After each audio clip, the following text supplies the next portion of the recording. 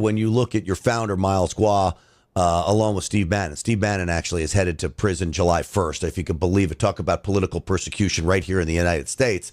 That man is now headed to prison for contempt of Congress, which is something nobody except Trump supporters like Peter Navarro have to go to prison for.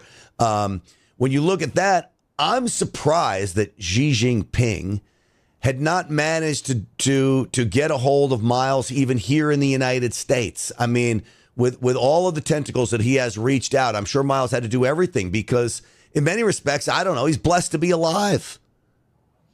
Exactly.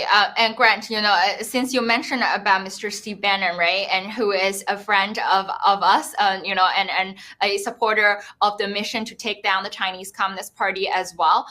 If you go back to, Mr. Guo's broadcast and whistleblowing in the past several years ago, one of the strategies that CCP used is to send their political enemies into jail. And this was primarily why, the businessmen, their political opponents, were placed in jail. And we've discussed that before. One of the videos that Mr. Guo said that, the way that the CCP can interfere the United States, can drag down their economy and to change, the world politics dynamics so that the CCP could be the king of the world was they can, use criminal cases against people who have been publicly criticizing the Chinese Communist Party, such as Peter Navarro, such as Mr. Steve Bannon. And today we look at what happened to, the two heroes in the United States. That's exactly what the CCP strategy is. So this is where we need to, pay attention, and we need to fight stronger and fight harder. The Chinese Communist Party is now the biggest enemy of the United States.